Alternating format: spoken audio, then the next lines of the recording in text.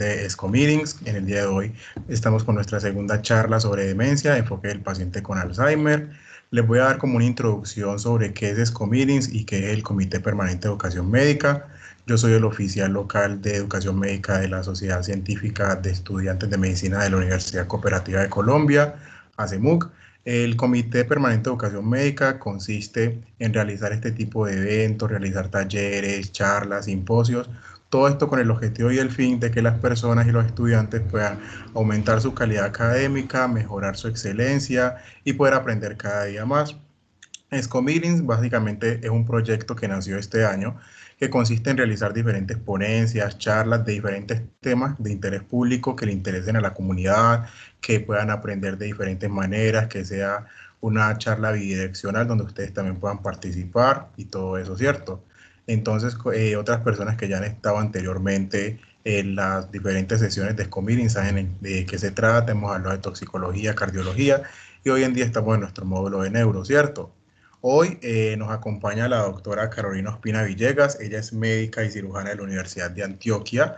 Ella es neuróloga de la Universidad de Antioquia e hizo un entrenamiento postdoctoral en neurociencias en la Universidad de Yale. En el día de hoy ella es la que nos va a acompañar en esta charla y nos va a ayudar a saber cómo realizar un enfoque del paciente con Alzheimer. Entonces, doctora, quedamos en sus manos. Bienvenida. Gracias, Juan. Es un gusto para mí acompañarlos. Este tema me gusta muchísimo y yo espero que podamos interactuar bastante. Cualquier cosa me interrumpen para que sea como una charla bien conversada. Yo espero que no va a ser muy larga ni muy tensa, pero es para que podamos hacer preguntas al final. Eh, Inicialmente, la propuesta del tema era otro, pero le propuse a Juan que habláramos de enfermedad de Alzheimer por varias razones. La primera es que la enfermedad de Alzheimer es cada vez más frecuente. Vemos que nuestra población en general está envejeciendo, que la pirámide poblacional está cambiando, cada vez tenemos una mayor cantidad de personas, incluso en Colombia, que están en las edades mayores, ¿sí? Eh, no se está invirtiendo como tal en nuestro país, pero sí ya está un poquito más estable en diferentes edades. Y eso hace que vamos a tener una carga de enfermedad, sobre todo de enfermedad de Alzheimer, muy alta y cada vez más alta en los años que vienen, a medida que nuestros abuelos y papás van envejeciendo. El segundo motivo por el que quiero hablar de enfermedad de Alzheimer es porque es una enfermedad que ha evolucionado, ha cambiado muchísimo en los últimos años. O sea, los conceptos que a mí me enseñaron hace unos años son muy diferentes a los que tenemos hoy en día y posiblemente en los años que vienen va a seguir cambiando. O sea, está en una evolución relativamente rápida. Es una enfermedad relativamente joven, lleva como 110 años más o menos. Entonces, pero va evolucionando muy rápido porque en los últimos años se ha invertido una cantidad de dinero en investigación de Alzheimer. Y es posible que veamos algunos de esos resultados de investigación, sobre todo ojalá en tratamiento, en los próximos años y nos va a cambiar, nos va a seguir cambiando el concepto de enfermedad. Entonces tenemos que estar actualizándonos constantemente para mantenernos al día en esta enfermedad en particular. En neurología hay muchas enfermedades que se mantienen estables, digamos que no hay mucha investigación, lo que sabemos no ha cambiado mucho en el tiempo, pero esta sí está como en la punta de la investigación.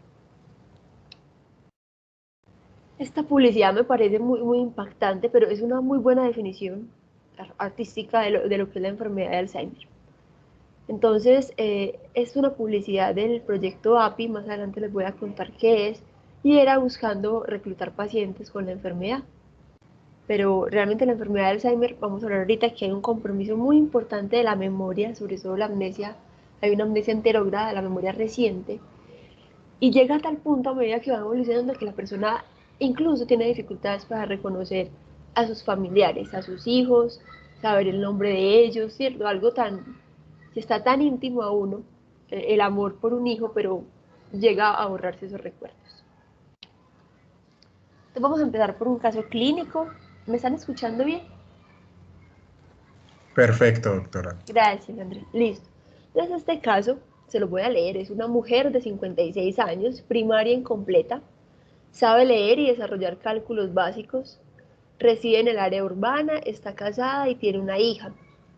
Actualmente vive institucionalizada por dificultades en la familia para poder cuidarla.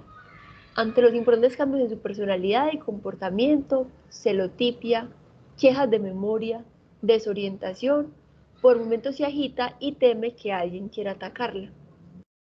La condición ha tenido un curso progresivo durante 5 años, afectando su lenguaje hasta volverse incomprensible, marcada apatía y pasa la mayor parte del día en la cama. Actualmente con septicemia, úlceras sacras y dendrocánter izquierdo. Entonces acá vemos una historia muy típica de una enfermedad de Alzheimer. Mujer, eso es muy particular. Hay muchos estudios que muestran que hay un mayor número de mujeres en general con enfermedad de Alzheimer. Todavía está en debate o en controversia si es que tenemos una mayor susceptibilidad como mujeres por la parte hormonal, genética, por la parte social, ¿cierto? El tener hijos, más hijos, el tener un menor acceso a la educación, si eso nos predispone a tener más Alzheimer o si es de pronto algo más fácil de explicar. Por ejemplo, que las mujeres por lo general tenemos una supervivencia más larga, vivimos más años, los hombres, sobre todo en países con una violencia alta, de pronto mueren más jóvenes. Entonces todavía está por explicarse, pero en general vemos más mujeres con enfermedad de Alzheimer. Lo otro para resaltar acá es la escolaridad, ¿sí? Aquí quiero mostrarles cómo empezó la enfermedad y cómo muchas veces ante el impacto que causa en la familia, la persona necesita quedarse institucionalizada. La familia llega a un punto en que le es muy difícil cuidarla o no hay quien se quede en la casa, tienen que dejar de trabajar para cuidar a su enfermo. Es una enfermedad con una alta carga en calidad de vida no solo para el paciente, sino para su familia en general. A pesar de ser Alzheimer y que siempre pensamos en Alzheimer como en memoria, miren que esta paciente tenía, además de la memoria, muchos cambios de comportamiento y de personalidad, cambios en la orientación, ella se perdía, y la enfermedad progresa, eso también es muy típico de la enfermedad de Alzheimer, cada vez va progresando y empeorando hasta que llega un punto en que quedan muchas veces postrados en cama y con sobreinfecciones que finalmente son como las complicaciones que llevan al traste con su vida. Este caso, un poco modificado, es el caso de esta paciente. Esta fue la primera paciente y este es el doctor Alois Alzheimer. Él fue un médico alemán, describió el caso de esta mujer que fue su paciente en 1907, la siguió durante el tiempo mientras estuvo institucionalizada donde él trabajaba. Ella tenía una hija, su esposo empezó con celotipia, ellos no podían cuidarla, lo que les conté, en términos generales, y falleció por una septicemia. Cuando falleció, el doctor Alois hizo, además de su seguimiento clínico y de la descripción clínica del caso, también hizo un estudio histopatológico de su cerebro. Y el doctor Alois, pues a la enfermedad que describió no le puso su nombre, pero su discípulo, sí en reconocimiento pues a su tutor, le puso la enfermedad de Alzheimer.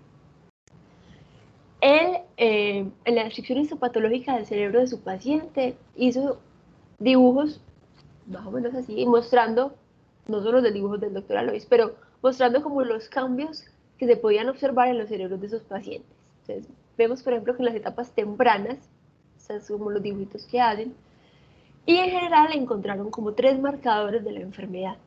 Encontraron unas placas, unos depósitos de proteínas extracelulares que llamaban placas neuríticas, encontraron unos ovillos neurofibrilares, que ya les voy a mostrar cómo se ven ahorita en patología, y que tenía angiopatía cerebral amiloide. Entonces esos 3 son como los marcadores histopatológicos de la enfermedad, que aún hoy seguimos reconociendo y que nos sirven para el diagnóstico definitivo. Entonces tenemos las placas neuríticas, también llamadas placas seniles. Son realmente depósitos de proteínas, ya encontramos con los años que esos depósitos o esos acúmulos que se veían era de proteína beta amiloide que se acumulaba y se iba depositando y hacía estos acúmulos. Los ovillos neurofibrilares, que se ven aquí como unas fibrillas que se van acumulando, son compuestos de filamentos intermedios del citoesqueleto que se van agrupando y se ven así, y esto hace que se interrumpa la actividad neuronal y se entorpezca. Y lo último, en la angiopatía amiloide. Son depósitos de la proteína beta amiloide alrededor de los vasos sanguíneos, sobre todo los vasos de pequeño y mediano calibre, que también dificultan la circulación cerebral. Eso lo encontramos con el doctor Alois, pero luego seguimos investigando y como les digo, se ha investigado muchísimo en los últimos años y hemos aprendido mucho de la enfermedad. Ya sabemos entonces cómo se forman esos dedos histopatológicos, qué contienen, Pero entonces aprendimos también la vía celular y molecular pues, de esas proteínas que se depositan.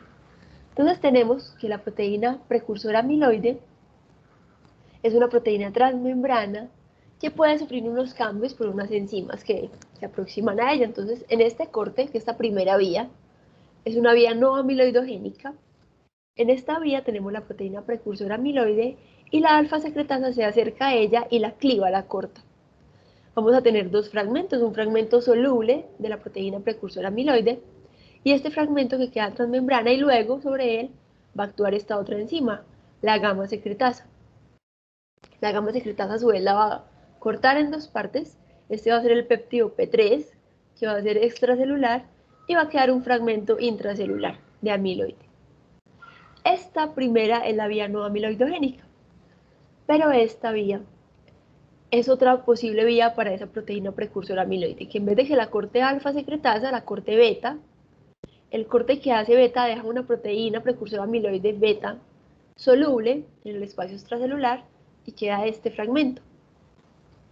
Este fragmento carboxiterminal es clivado por la proteína gamma secretasa y quedan dos fragmentos. Este de beta amiloide es el fragmento que se va a volver pegajoso, que se va a tender a acumular, que tiene propiedades sí, pero que cuando es en exceso esa producción de beta amiloide, o sea, la vía no está equilibrada, sino que se inclina más hacia la producción aumentada de beta amiloide, esos depósitos, esa proteína que se empieza a acumular va a producir depósitos y me va a afectar toda la actividad y la homeostasis cerebral.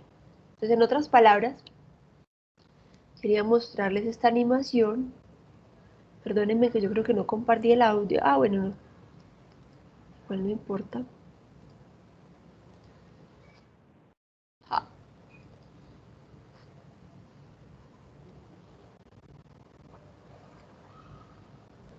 Este es un video que hicieron para Nature Neuroscience. Creo que lo patrocinó Roche. Pero es un video muy bonito. Me dicen si lo pueden ver bien, por favor. Sí, Es un doctora. video, gracias Juan, que nos explica entonces la vía. Entonces se los voy a ir narrando. Entonces este es el doctor Alois Alzheimer, del que les estaba hablando. Es un médico, psiquiatra alemán. Fue el que describió pues, la enfermedad y describió los hallazgos patológicos que les conté. Las placas seniles, los ovillos neurofibrilares y la angiopatía amiloide.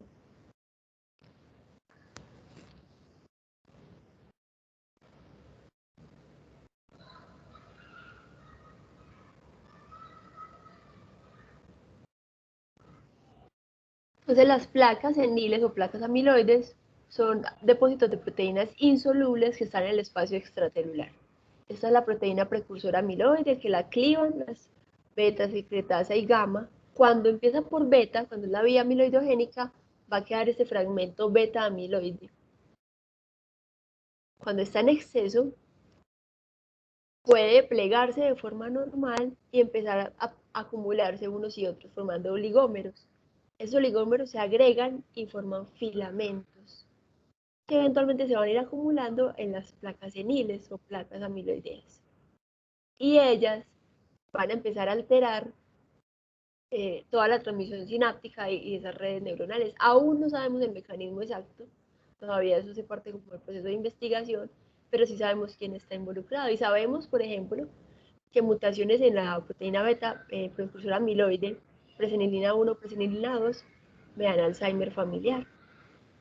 Parece además que la glía, tratando de disolver esas placas seniles, toman un poco y empiezan a secretar una cascada inflamatoria intensa, un montón de citoquinas que a la final terminan empeorando todo el proceso fisiopatológico de la enfermedad de Alzheimer.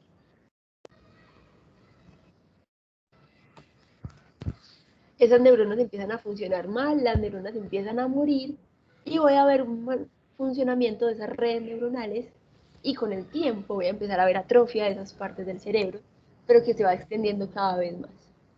Pero hay otro punto clave en ese proceso de neurodegeneración, además del beta amiloide, que es tau. La proteína tau está producida por el gen MAP, que es de la proteína asociada a microtúbulos, que cuando empieza a funcionar o a fosforilarse más de la cuenta,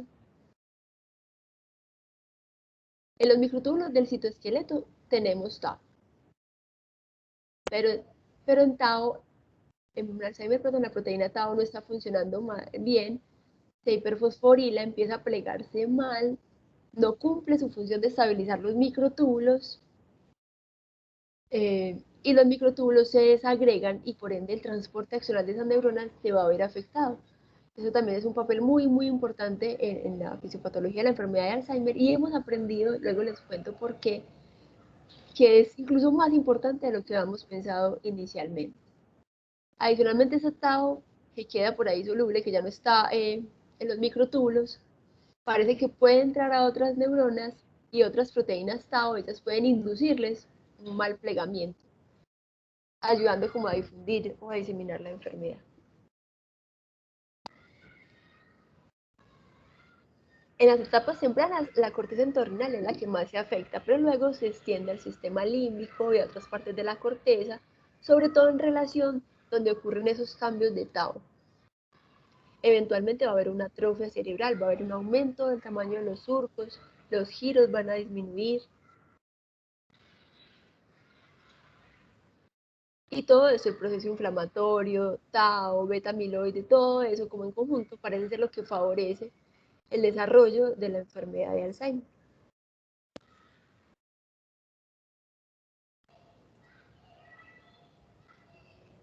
Entonces,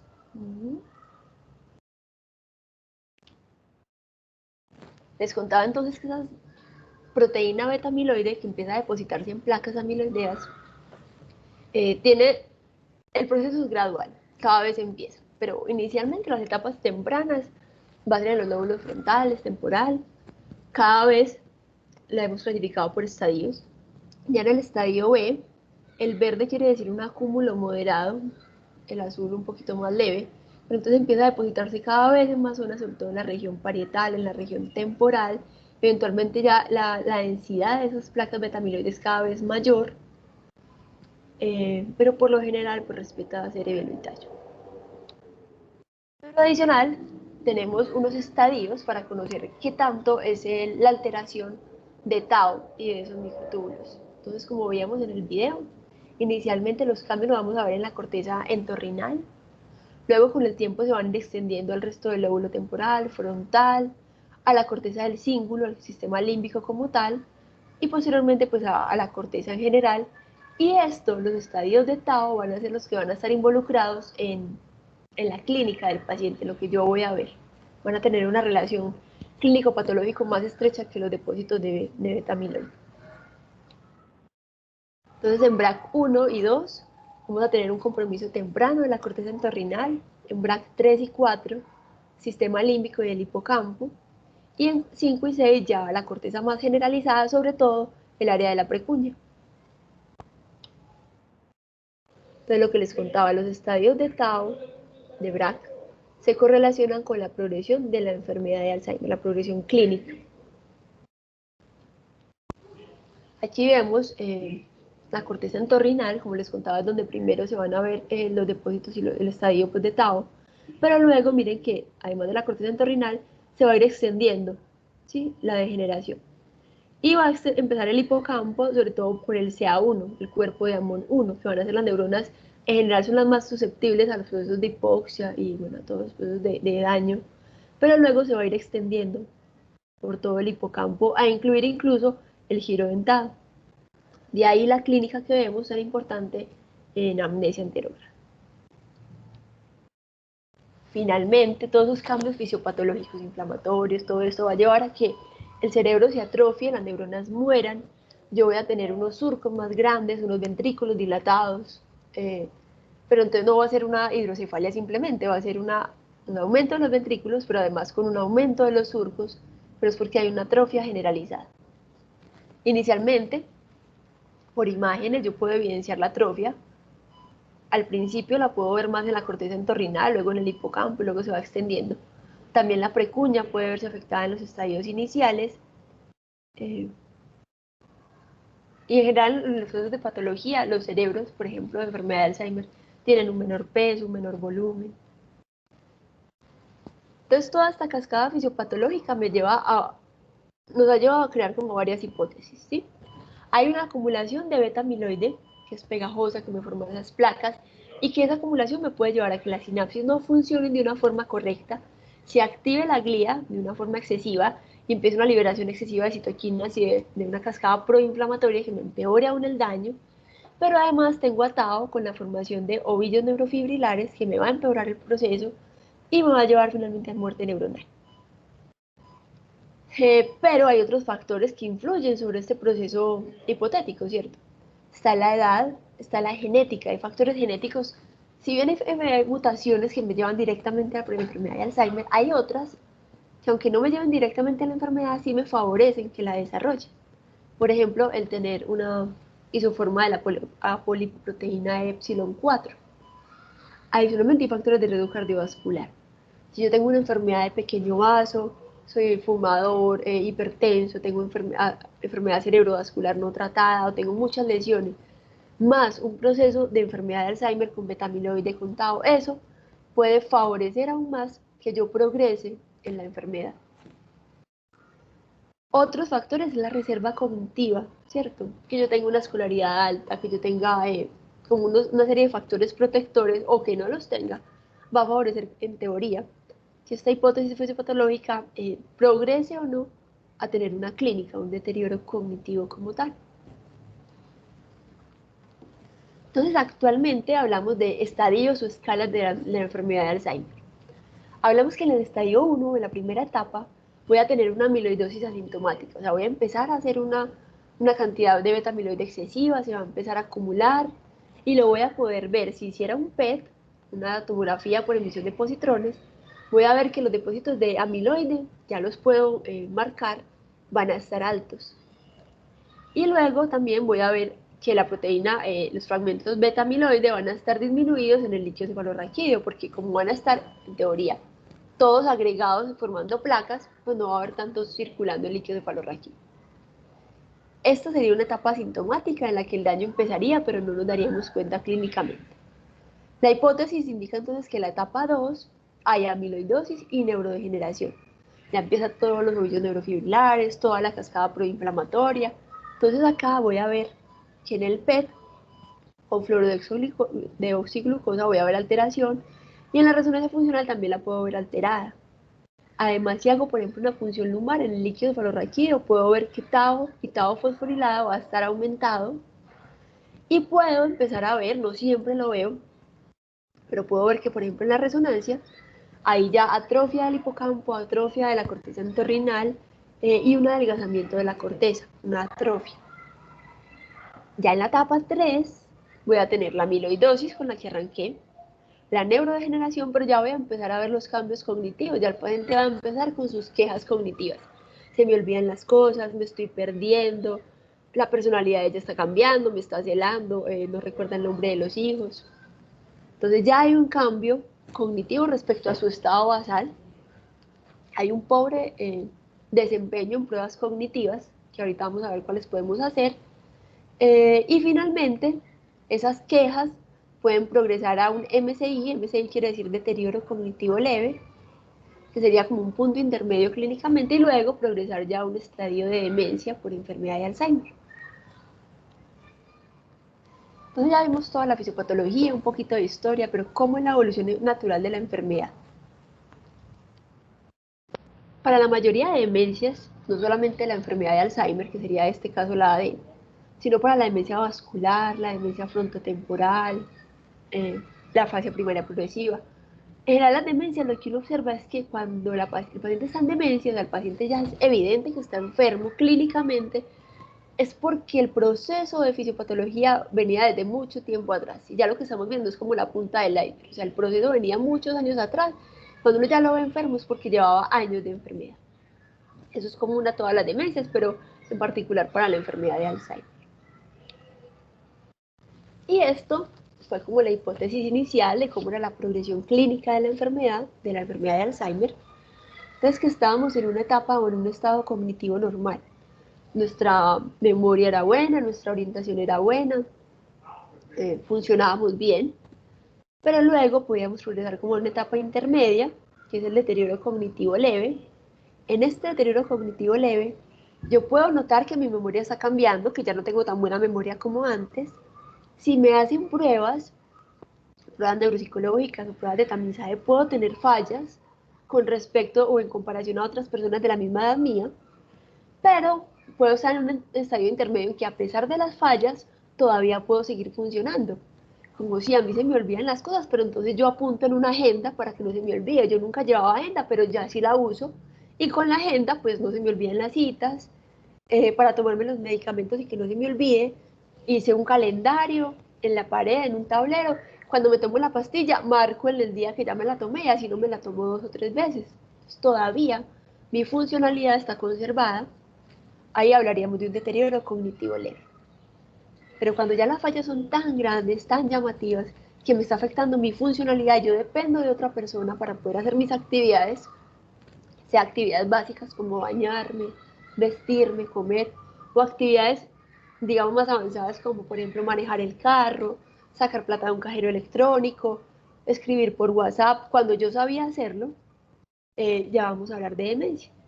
Pero en esta progresión, en este proceso, la enfermedad de Alzheimer puede tardar de 15 a 25 años, es lo que les decía. Para cuando uno ya ve la enfermedad y clínicamente es evidente, el proceso lleva muchos años. Tratando como de entender ese continuo de la enfermedad, o sea, ese proceso, diferentes autores y diferentes consensos han usado diferentes términos, pero en definitiva van a lo mismo. Entonces, algunos hablan de que está cognitivamente normal o en estadio preclínico, o sea, antes de que se evidencie clínicamente, o es un asintomático en riesgo. Y luego hablan algunos de que no, tienen deterioro cognitivo leve, otros lo llaman Alzheimer prodrómico. El DSM-5, que es el de los de psiquiatría, lo llama un trastorno neurocognitivo leve, pero el término apunta a la misma definición que les contaba ahorita. Y luego, algunos hablan de que ya hay enfermedad de Alzheimer o demencia o trastorno neurocognitivo mayor, siendo sinónimos, ¿sí? Pero recordemos que la enfermedad de Alzheimer es uno de los posibles tipos de demencia o de trastorno neurocognitivo mayor, no es la única. Pero serían pues como las etapas del continuo de la enfermedad, dependiendo pues del autor o la fuente que revisemos. ¿Cómo se diagnostica la enfermedad entonces? Cuando hablamos de demencia o de trastorno neurocognitivo mayor, que son sinónimos, hablamos de dominios cognitivos. Cuando esos dominios neurocognitivos están afectados, es que yo hablo de que hay una demencia o un trastorno neurocognitivo. Pero por definición, demencia o trastorno neurocognitivo, vamos a decirle demencia ahora en adelante, es que se afecten dos o más dominios de esos. ¿Cuáles dominios puedo tener? Funciones ejecutivas. Esa es la capacidad que yo tengo de planear algo, de hacer una actividad que tiene varios pasos. Es la capacidad que yo tengo de tener una memoria de trabajo. Por ejemplo, me aprendo un teléfono, 219-2148, y voy a marcarlo y me acuerdo del teléfono. El suficiente tiempo para yo hacer un trabajo. Pero una vez lo marco y estoy hablando, el teléfono se borra completamente. Las habilidades visoespaciales, pues ahí incluimos también la orientación, las praxias, la memoria, el lenguaje y la personalidad. A lo que voy es que la enfermedad de Alzheimer, como un tipo de demencia, cumple el criterio de que tiene que ser dos o más dominios neurocognitivos. O sea, no basta con que solamente esté afectada la memoria. Siempre tengo que interrogar al paciente y a la familia, además de la memoria, qué otro compromiso tiene, ¿sí? Para poder llegar al diagnóstico clínico. Entonces, los criterios clínicos de la enfermedad, si los cumple, esos criterios clínicos han sido hechos por consenso. Estos que les estoy mostrando en particular son del consenso del Instituto Nacional de Salud de Envejecimiento de Alzheimer de los Estados Unidos, fueron publicados en el 2011 y todavía están vigentes. Estos criterios fueron por consenso y como son clínicos, si los cumple todos me va a llevar a que es un Alzheimer probable. ¿Qué tiene que cumplir? Entonces tiene que tener demencia, la definición que les dije, que tenga dos o más dominios cognitivos alterados. Tiene que ser un inicio insidioso, no puede ser abrupto. De un día para otro se le olvidó dónde vivía y cómo se llama la mamá, el papá y los hermanos, no. En esos casos tengo que mirar los diagnósticos diferenciales. Tiene que haber una historia clara de empeoramiento. Si hay una dificultad para la memoria, para el lenguaje, desde el nacimiento, yo hablo de que hay un trastorno del neurodesarrollo. no qué es una demencia.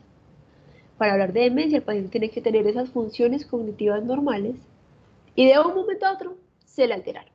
¿Sí? Tiene que haber un cambio brusco, evidente, bueno, brusco no insidioso, pero evidente a los ojos de los demás. Por lo general, en el Alzheimer, los déficits como más evidentes son amnésicos, pero hay que tener varios dominios comprometidos. Y para el diagnóstico, pues hay que excluir criterios de exclusión. Criterios de exclusión es que no haya una causa, pues como también puede explicar la demencia, que no tenga un delirio, un síndrome confusional, una depresión mayor activa, debo tratarla antes de hacer como el diagnóstico. Sin embargo, pues no me lo excluye completamente, pero hay que tenerlos en cuenta. Entonces, este paciente, por ejemplo, es un paciente real, es un paciente de la consulta, de mi consulta. Es un hombre, es relativamente joven, tiene como 62 años, tiene una forma de Alzheimer familiar, pero la clínica es muy parecida pues entre familiares por ahí. Entonces en la memoria, cuando interrogamos el dominio de memoria, dice la familia que ya no reconoce a los hijos que viven en las otras casas, solamente se acuerda de los hijos que viven con él. Confunde los nombres de los familiares que no ve con frecuencia, tampoco los reconoce por teléfono. Reconoce a su esposa, pero a las hijas que viven con él a veces les confunde el nombre. Y cuando se ve en el espejo no se identifica. Él cree que es un hermano de él.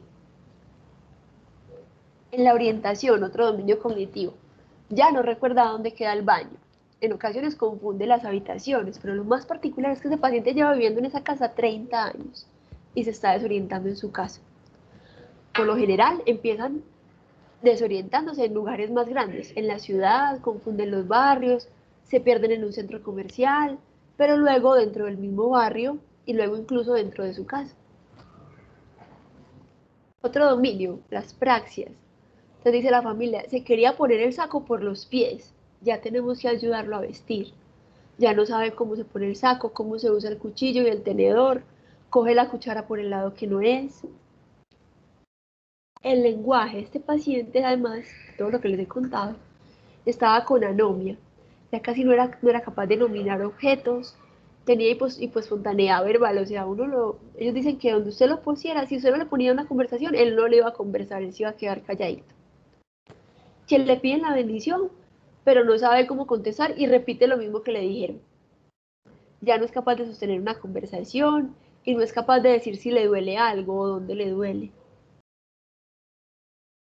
En el ánimo llora cuando escucha canciones antiguas, llora cuando ve a alguien triste en la televisión. Esto habla de que todavía está conservada la empatía, ¿sí? Pero en general este es un paciente, estoy mostrando como las quejas en diferentes dominios para mostrarles que el Alzheimer no es solamente la memoria, pero este paciente pues ya está en una etapa moderada, moderada avanzada. Y la funcionalidad, el paciente ya está acompañado por la noche porque no tiene control de esfínter en las noches.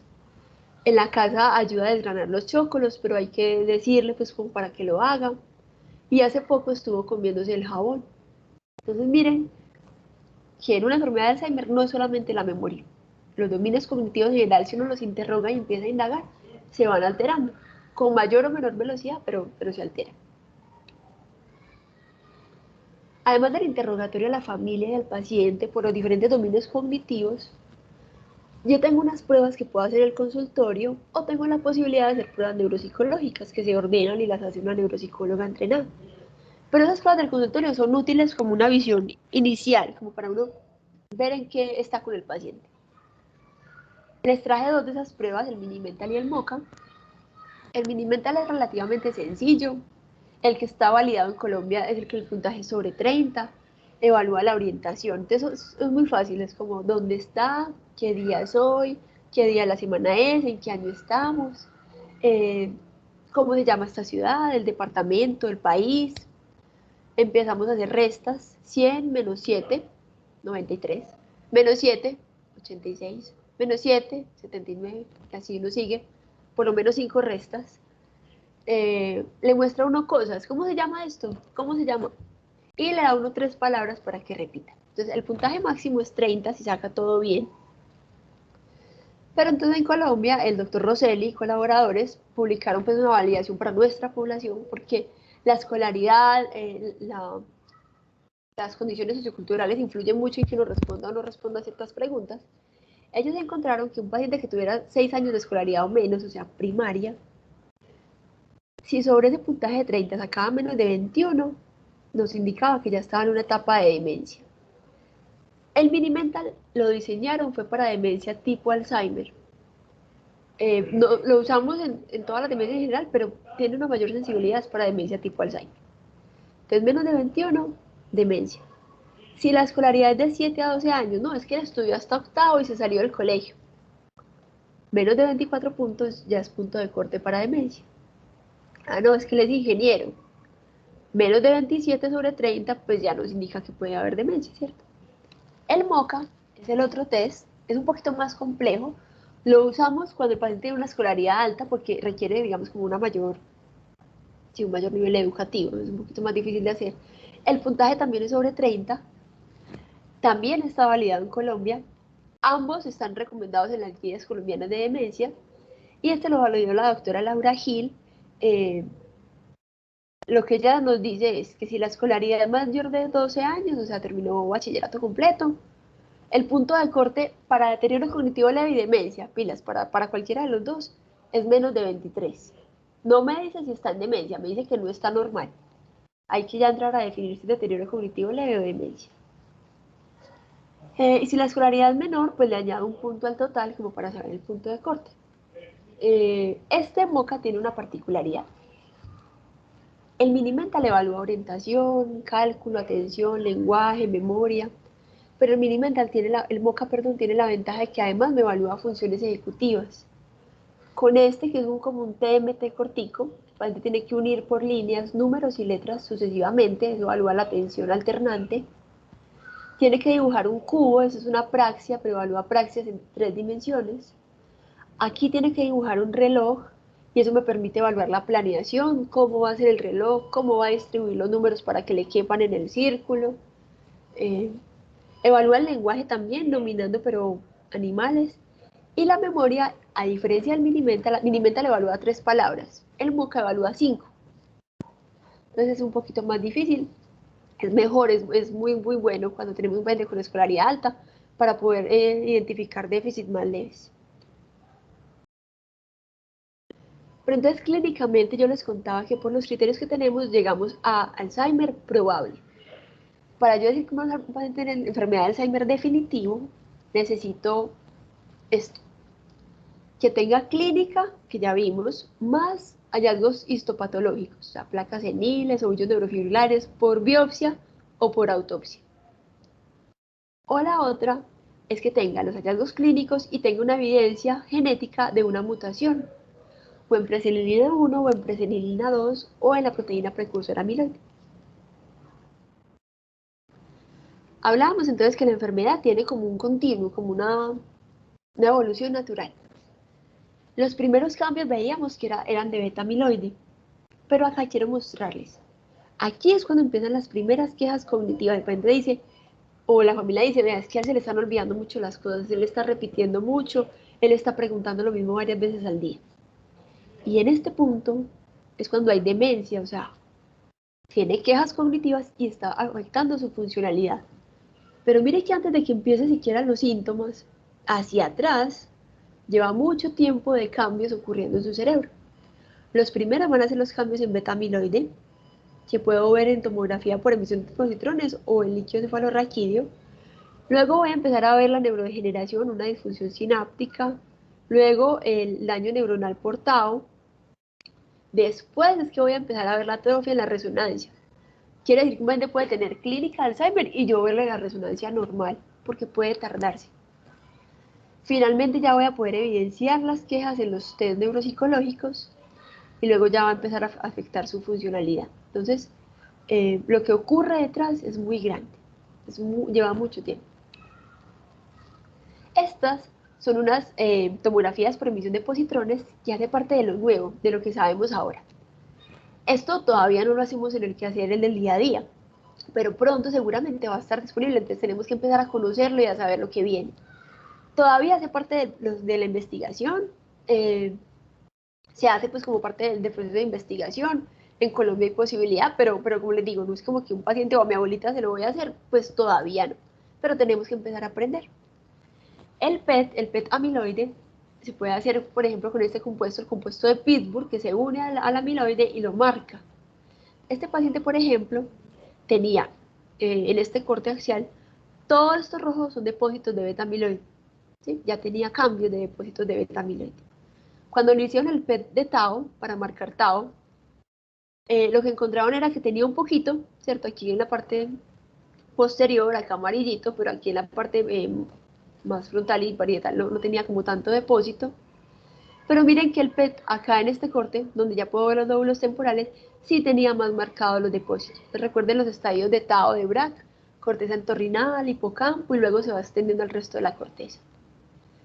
Y este paciente tenía una demencia por enfermedad de Alzheimer, tenía 75 años.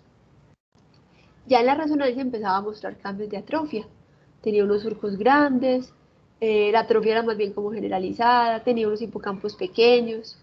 Entonces ya se lograba ver los cambios por amiloide tau y por atrofia en la resonancia. Mientras que este, por ejemplo, es un paciente con cambios preclínicos. O sea, él todavía no había desarrollado los síntomas de la enfermedad. Era un paciente cognitivamente normal de 67 años. Pero cuando le hicieron los estudios encontraron que ya tenía depósitos de amiloide, no tantos como el que acabamos de ver, pero ya se estaban marcando. De PET no había captación, estaba todo como muy limpio todavía, y en la resonancia todavía no había atrofia, se veía un cerebro bonito, con unos surcos bien, no había pues una atrofia marcada. No tenía clínica y apenas estaba pues como en este estadio. Este paciente es un ejemplo de un paciente con demencia, pero que no era una demencia por Alzheimer. Una mujer de 86 años que tenía una demencia amnésica progresiva.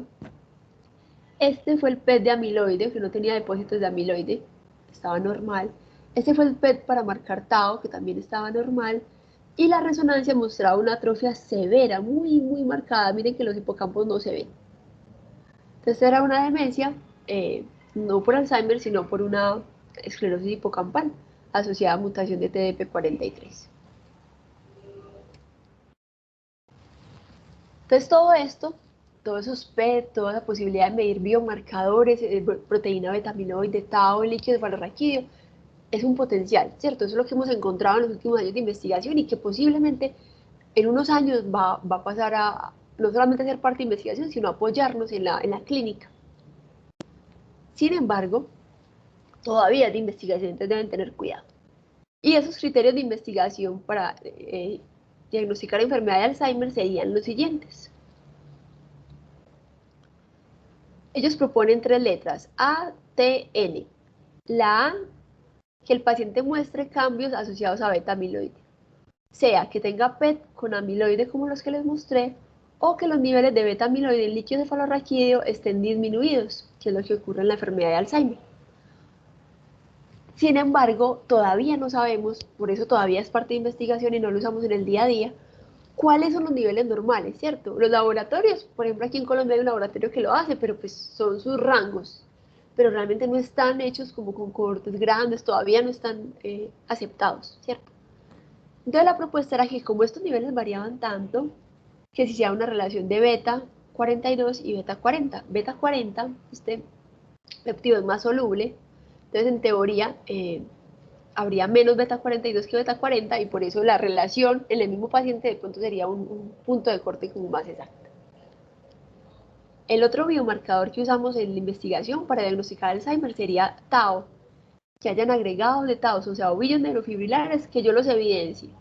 O porque en el líquido cefalorraquídeo hay mucho Tau, hay altos niveles, o en el PET tenga depósitos de Tau, los logré marcar. Y por último, la N sería de neurodegeneración.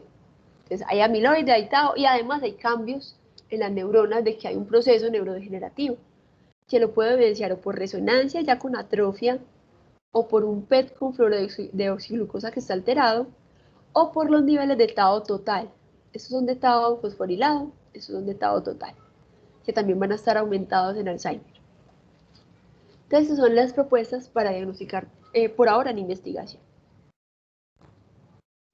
Entonces, es lo mismo, ATN. amiloide, sea por líquido cefalorraquídeo o por PET, tau, sea por niveles de tau fosforilado alto en líquido cefalorraquídeo o por el PET de tau, y neurodegeneración, que puede ser por PET de fluorodeoxiglucosa o resonancia o por niveles de tau total en líquido cefalorraquídeo. Lo que proponen ahora en investigación es lo siguiente. Si un paciente no tiene ni amiloide, ni alteración de tau, ni neurodegeneración, pues es un paciente con biomarcadores para Alzheimer normales. Posiblemente si tiene demencia, no sea una demencia por Alzheimer, sino por otro tipo de demencia. Si yo tengo amiloide, o sea, hay un proceso amiloidogénico, pero tau y neurodegeneración están normal, yo puedo decir que el paciente tiene cambios patológicos de Alzheimer, pero no enfermedad de Alzheimer como tal. Pero si tengo por lo menos dos, amiloide y tau, o amiloide y neurodegeneración, o las tres, yo hablo de que ya está en el continuum de enfermedad de Alzheimer. Y pilas a esto. Por investigación, la propuesta es que si yo tengo, por ejemplo, tau aumentada en líquido cefalorraquídeo o depósitos de tau en el PET, pero no hay cambios de amiloidogénesis, o sea, no hay amiloide alterado en líquido cefalorraquídeo o en el PET, no los voy a considerar cambios patológicos de Alzheimer. Pueden ser cambios patológicos asociados a otras enfermedades neurodegenerativas. Entonces, normal, patológico, enfermedad de Alzheimer. Y en la resonancia, como ese proceso de neurodegeneración que miramos, la resonancia y la atrofia, tenemos varios cambios como característicos. La primera es que vamos a mostrar una atrofia de la corteza entornal y del hipocampo grande, entonces voy a ver un surco, un ventrículo lateral muy dilatado, pero es por la atrofia que hay a su alrededor. También puedo evidenciar atrofia de la corteza parietal y la precuña, y en este corte coronal nos muestra también la corteza del hipocampo, con un aumento del tamaño de los ventrículos, un aumento de los surcos. Entonces son los cambios que yo podría evidenciar por resonancia.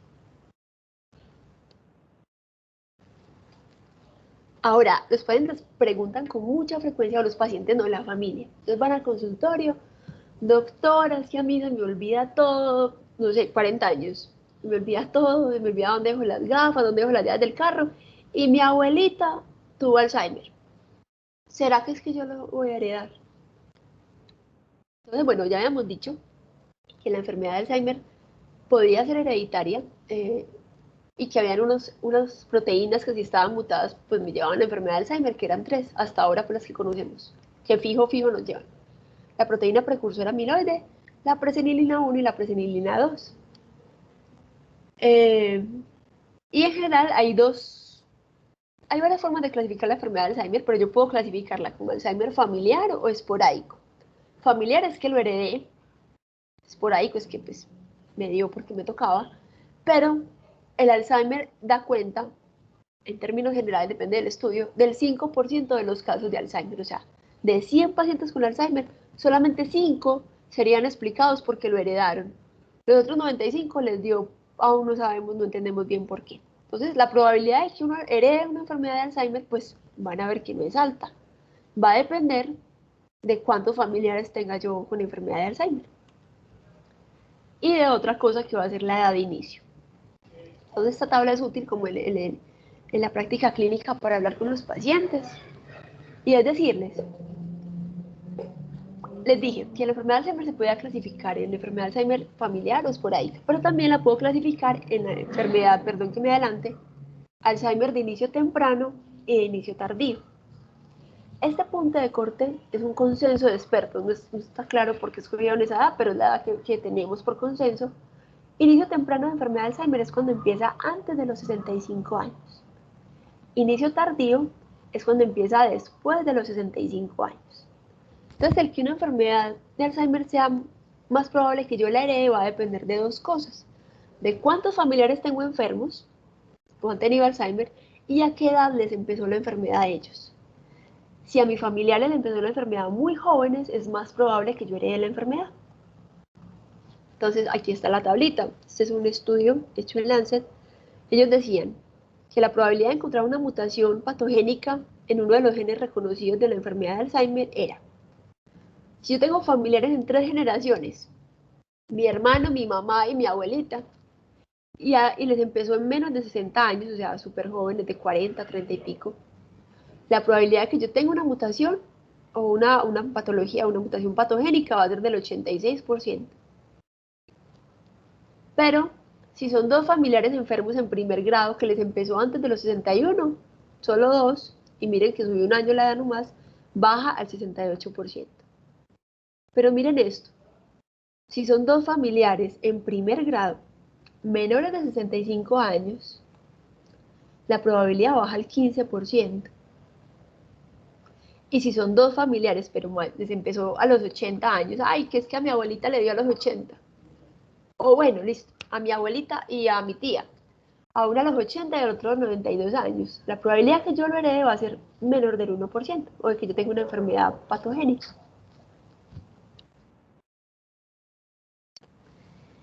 Entonces, les dije, hay muchas formas de clasificar la enfermedad de Alzheimer: esporádica, familiar, temprana, tardía. Esta es otra: Alzheimer típico o atípico. Por lo general, la mayor cantidad de gente es esporádico, y el mayor grupo de pacientes con enfermedad de Alzheimer va a empezarles después de los 65 años. Eso es lo usual. Y la mayor cantidad de pacientes va a tener un Alzheimer típico, ¿sí? Un Alzheimer donde el predominio, la principal queja o alteración va a ser la memoria. Pero tengo otros fenotipos de la enfermedad de Alzheimer, que son más frecuentes en personas jóvenes, menores de 65 años, y son variantes atípicas de la enfermedad.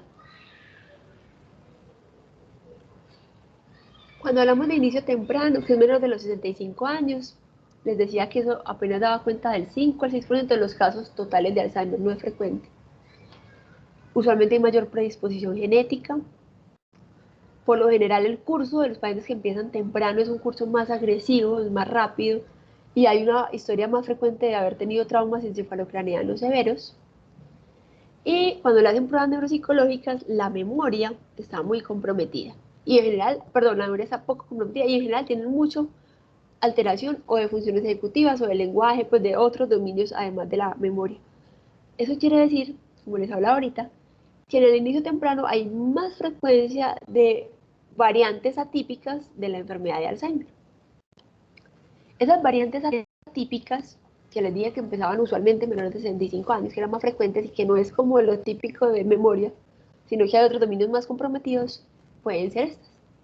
Una variante logopénica, o sea que la principal queja o la mayor alteración va a ser en la evocación de palabras y en repetir oraciones. Una variante frontal, donde la principal queja para el paciente van a ser los cambios conductuales en su personalidad, en su comportamiento, se pueden tornar apáticos, desinhibidos. Esta variante del síndrome de Down es porque ellos tienen una trisomía del 21, entonces ellos suelen hacer enfermedad de Alzheimer. Y las variantes posteriores, hay más que quejas de memoria, hay más compromiso de alteraciones visoperceptuales, o sea, más compromiso de las praxis. Esas son las variantes atípicas. Les dije que la enfermedad de Alzheimer era muy frecuente en personas mayores y que cada vez estamos envejeciendo más, entonces cada vez la vamos a ver más en el día a día. Les dije además que habían mucha investigación en curso y estamos aprendiendo muchas cosas, que por eso es importante hablar del tema. Ya les conté lo de Tao, lo de los líquidos cefalorraquídeos, los biomarcadores, pero la tercera razón para que habláramos hoy de Alzheimer era esta, y es que en Antioquia, en nuestro territorio, hay un proyecto muy importante en curso porque tenemos una familia muy grande con enfermedad de Alzheimer hereditaria, que tiene unas características muy particulares en el mundo. Entonces, esa familia tiene esta mutación, E280A, tiene el cambio de un ácido glutámico por alanina en ese codón del gen de la presenilina 1. Esos pacientes, esa mutación, la primera vez que se reportó fue acá en Antioquia, en esos pacientes, en esa familia, y se le conoce como la mutación paisa. La herencia es autosómica dominante, o sea, está en todas las generaciones. Y hasta el momento hay más de 6.000 miembros identificados. Entonces el doctor Lopera, es el jefe del grupo de neurociencias, el quien ha descrito y ha seguido esta familia por más de 30 años. Es una familia inmensa. Ese es uno de los estudios de esa familia como tal. Y acá quiero que vean. Entonces es una familia que tiene una mutación en presenilina 1, que es hereditaria, que es autosómica dominante, y miren por ejemplo la edad a la que les empieza el deterioro cognitivo leve, más o menos a los 44 años. Y miren la edad a la que les empieza la demencia, a los 49 años, o sea, es un Alzheimer de inicio temprano, es un Alzheimer familiar de inicio temprano. Empieza súper jóvenes, fallecen relativamente jóvenes, es un curso progresivo, muchos síntomas. Y finalmente, ¿cuál es el tratamiento para la enfermedad? Ya sabemos mucho, hemos aprendido mucho de la fisiopatología, de biomarcadores que podemos usar, pero bueno, ¿y cómo se trata? Entonces, en los últimos años, por ahí 20 años, se le han metido una cantidad de dinero a investigación y a desarrollar medicamentos nuevos que puedan servir para tratar la enfermedad. Desafortunadamente, la mayoría han fallado, no han servido. Este es un artículo viejito, muestra una gráfica hasta 2011, ya llevamos 10 años más, pero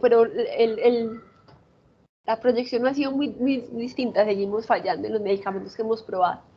Entonces, lo que nos muestra es que de la mayoría de los medicamentos que han probado para enfermedad de Alzheimer, la mayoría han fallado, no han pasado pues el desarrollo, no funcionan. Este es un artículo más reciente, fue publicado el año pasado, en 2020. Ya nos mostraba años más recientes, 2016, 2018, 2019, los medicamentos que probamos en ensayos clínicos para tratar la enfermedad de Alzheimer. Lo probaron en Alzheimer leve, o sea, cuando estaba como recién empezando. Lo probaron en Alzheimer prodrómico, o sea, antes de que empezaran los síntomas clínicos, a ver si de pronto antes de que le empezara lograba como mejorarles. O sea, lo probaron en diferentes etapas, pero todos fallaron, ¿cierto? Incluso algunos empeoraron pues las funciones cognitivas. Entonces, hasta ahora no vamos bien en el desarrollo de medicamentos, no han funcionado. Hay algo en lo que estamos equivocándonos, o sea que la mayoría apuntan a la hipótesis amiloidogénica, entonces posiblemente es que no estamos dándole el valor que tiene la vía de Tau, que tenemos que tener otro abordaje, o que tenemos que identificar a los pacientes más temprano, porque acuérdense que empiezan muchos años antes, para que el medicamento sea efectivo. Entonces todavía estamos en ese proceso. Este fue un titular del año pasado, en julio, y es que los ensayos para los medicamentos de enfermedad de Alzheimer tienen una tasa de fallo, o sea, no funcionan en el 99% de los casos.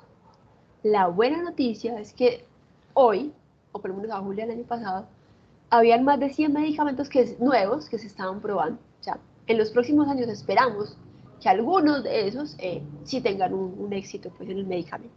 Entonces, esta es una gráfica de los medicamentos que actualmente, en el 2020, están todavía en curso, que están en fases clínicas, en ensayos clínicos, y que podrían ser una alternativa. Hay varios abordajes. Hay modificadores biológicos de la enfermedad, hay modificadores de la enfermedad, o hay modificadores para disminuir los síntomas, por lo menos, ¿sí? En estos, quiero resaltarles el crenezumab. ¿Por qué? Porque es un medicamento cuyo ensayo clínico se está haciendo acá en Medellín, en la familia con la mutación paisa. Y ese ensayo clínico se pronostica que va a terminar en julio del próximo año, o sea que tendríamos resultados. Este es el ensayo clínico que se está haciendo acá en Medellín, se llama la iniciativa API, la Iniciativa para la Prevención de Alzheimer, y es para la prevención, porque como les dije que la mayoría de medicamentos han fallado cuando se dan en Alzheimer, y una hipótesis es que quizás los estamos dando muy tarde, o sea, para cuando el paciente tiene quejas de memoria, lleva depósitos de amiloide, de ovillos, muchos años antes. Entonces la hipótesis es, bueno, prevengámoslo antes de que empiece a depositarse el beta amiloide y todo esto, empecemos un medicamento que ayude a barrer esas proteínas y haga que el paciente no se deteriore. Entonces, este es el estudio. Están esas familias con la mutación paisa y se les empieza muy jóvenes, antes de que tengan como los depósitos y todo, para evitar como que hagan los depósitos y progresen.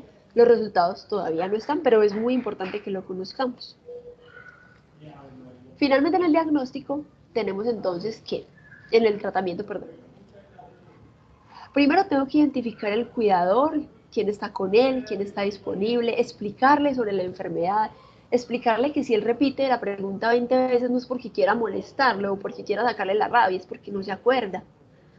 Que hay cosas que en las que tiene que ayudársele porque ya no es capaz de hacer solo y es un peligro, ¿cierto? Si tiene una enfermedad de Alzheimer, no es No está bien que maneje solo por la ciudad, puede ser un peligro para él o para las personas que van en la calle. Que si toma medicamentos que pueden ser tóxicos y a él se le olvida si ya se lo tomó y se lo vuelve a tomar, puede hacerse daño, entonces hay que acompañarlo. Y en el manejo farmacológico lo que tenemos hasta el momento es esto. Tenemos dos grupos de medicamentos hasta este momento que han probado beneficio. Son los inhibidores de la acetilcolinesterasa o el medicamento de la memantina que antagoniza el receptor ionotrópico de glutamato, el NMDA. En Alzheimer leve a moderado, cuando está arrancando, puedo darle donepezilo, galantamina, que son inhibidores de la colinesterasa, o rivastigmina, cualquiera de los tres. Cuando ya tengo un Alzheimer moderado a severo, puedo combinar inhibidores de colinesterasa con memantina. Ese es el abordaje. El tratamiento no cura la enfermedad, lo que tenemos disponible. Tampoco me va a llevar al paciente como a un estado basal, a como él estaba antes, a los 40 años. Pero la idea es que me ayude a mantener su funcionalidad, que sea independiente en sus actividades el mayor tiempo posible. O sea, que me mejore su calidad de vida y la de los cuidadores, porque cuidar a un paciente con la enfermedad de Alzheimer postrado en la cama es más difícil que cuidar a uno que pueda bañarse, vestirse, que de pronto converse, ¿cierto? Y finalmente, la pregunta es si uno puede prevenir la enfermedad de Alzheimer. Entonces ya vimos que hay unas iniciativas con medicamentos, pero en este momento, ¿qué tenemos para prevenirla? Este artículo salió el año pasado, también es un consenso, y lo que dicen los autores es que no solamente para enfermedad de Alzheimer, sino para demencia en general, hay unas medidas como de salud pública y también de cuidado de uno mismo que podrían disminuir en unos porcentajes importantes, 8, 3, 2, la prevalencia, perdón, de la enfermedad de la demencia como tal. Entonces, por ejemplo, si yo tengo una mayor escolaridad, si yo tengo acceso a educación, si yo tengo una hipoacusia pero me la tratan y tengo audífonos o una terapia, si yo evito los TEC, entonces uso cascos en las motos, evito deportes de alto impacto, si yo tengo hipertensión y me la trato y la mantengo controlada y soy adherente al programa de hipertensión, si yo evito el alcoholismo, evito la obesidad, voy a disminuir la prevalencia de la demencia. Lo mismo, si yo intervengo el cigarrillo, la depresión, el aislamiento social, sobre todo en las etapas de la adultez, el sedentarismo o la contaminación del aire y la diabetes, todo esto me puede disminuir la prevalencia de la enfermedad de la demencia como tal, en general, y son factores potencialmente modificables. Entonces es un porcentaje importante, pues no todo se podrá prevenir, pero hay medidas que uno puede hacer y que pueden tener un impacto en desarrollar después la enfermedad. Eso era lo que les tenía para hoy. Me extendí un poquito más de lo que había pensado, pero si tienen preguntas, quieren que conversemos de algo, estoy más que a la hora. Listo, doctora. Voy a activar pues el chat por si las personas tienen alguna pregunta que quieran hacer en un momento.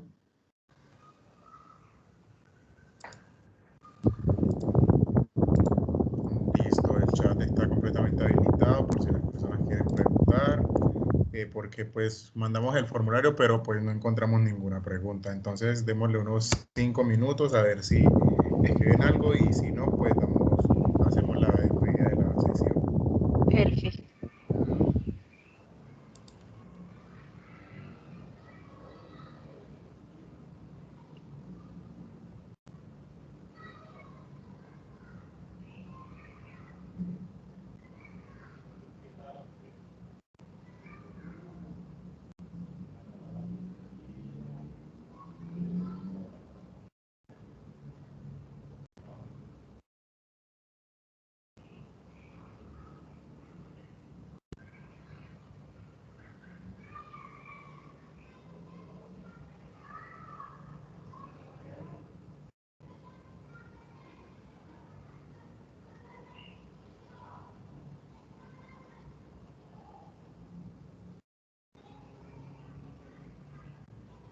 No, al parecer como que todo quedó muy claro, entonces quiero darle las gracias a usted por habernos ofrecido un poco de su tiempo, habernos instruido sobre Alzheimer, habernos dado tips y explicarnos de una manera súper buena y didáctica. Muchas gracias a todos los asistentes por estar acá. Saben que Scomeetings es un espacio hecho por y para ustedes.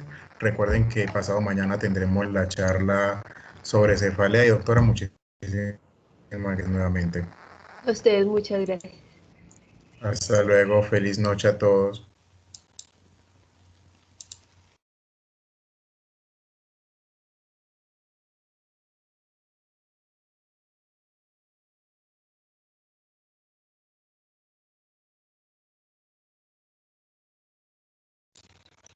Bueno, la palabra clave para esta sesión de SCOMeetings es epilepsia.